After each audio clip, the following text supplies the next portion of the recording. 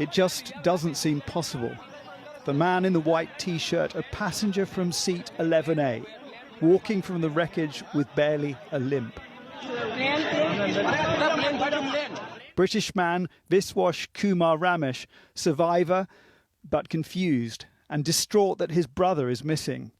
His family in Leicester spoke to him in hospital and just before takeoff. When he was on the runway, well, my dad called him and Vishwa said, "Oh, we're going to take off soon." And then literally like 2 minutes later, he video called my dad. As he crashed, he said, "Oh, our plane's crashed." All of that. I don't know where my brother is. I don't see any other passengers.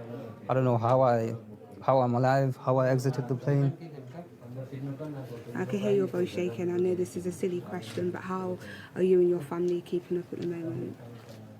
I mean, you can say the state of my mum, like, we're all just, I've got no words to describe it.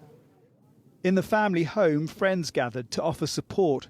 One extraordinary story must have given faint hope to the families of the other 52 British nationals on board.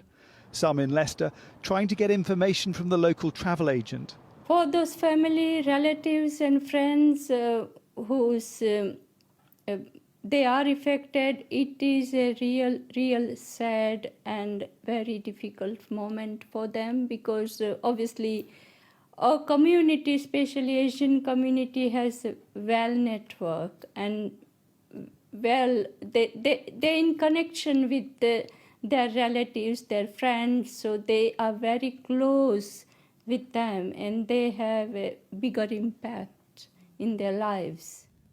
In a statement, the King said, "My wife and I have been desperately shocked by the terrible event in Ahmedabad this morning. Our special prayers and deepest possible sympathy are with the family and friends of all those affected by this appallingly tragic incident across so many nations as they await the news of their loved ones." At the time of these prayers in Neasden Temple in London, Air India Flight 171 should have just touched down in Gatwick, its passengers arriving on British soil, 53 of them coming home. All our mandirs, temples here in the UK have been offering prayers. We will also offer prayers here before the Aarti ceremony. We will offer prayers for the unfortunate people who have passed away, the passengers, the crew, the pilots, also for all their family members, that they may find strength and courage at this very difficult and challenging time. This is one of many communities across the UK still coming to terms with what's happened. The worst aviation disaster for British citizens since 9/11.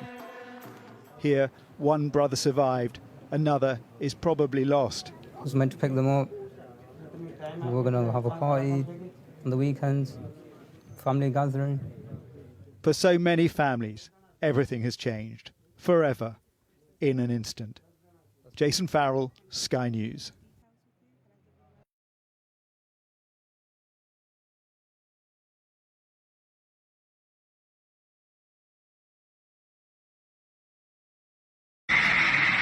It was clear almost immediately that the Air India flight was in serious trouble.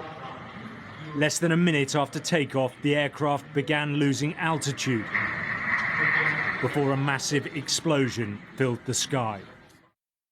This CCTV footage shows what happened from another angle. The aeroplane had failed to gain height, flying low and flat before coming down. A mayday call had been made to air traffic control moments before the disaster. The Boeing Dreamliner was fully loaded with fuel when it crashed into this residential area at 1:38 p.m. local time.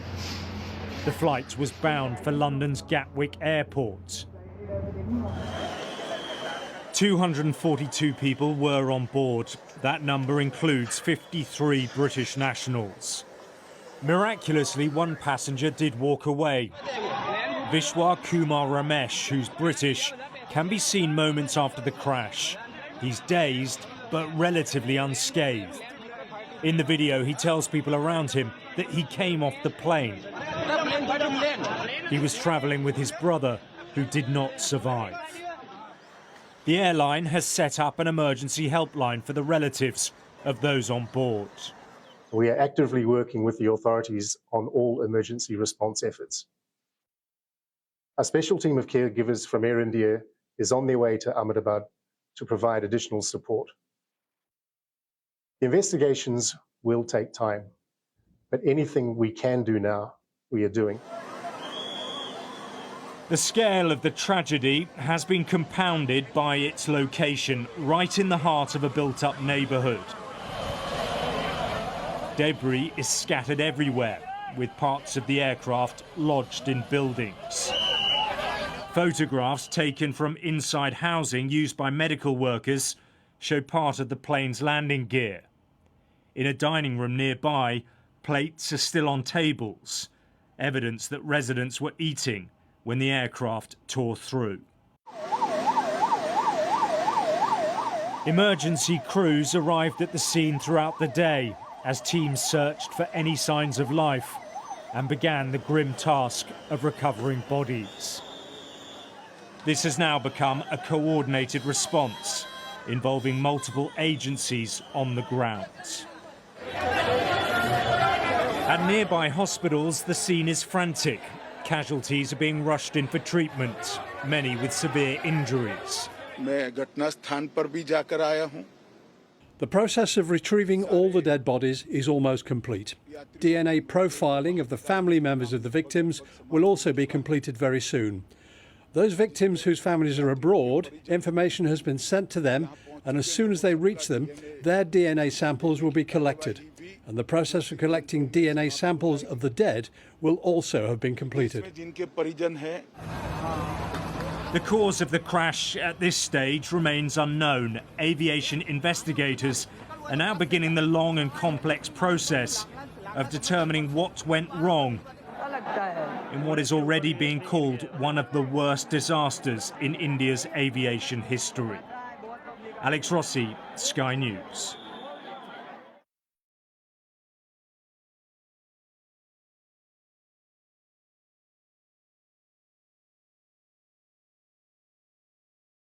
连关注，点赞也行。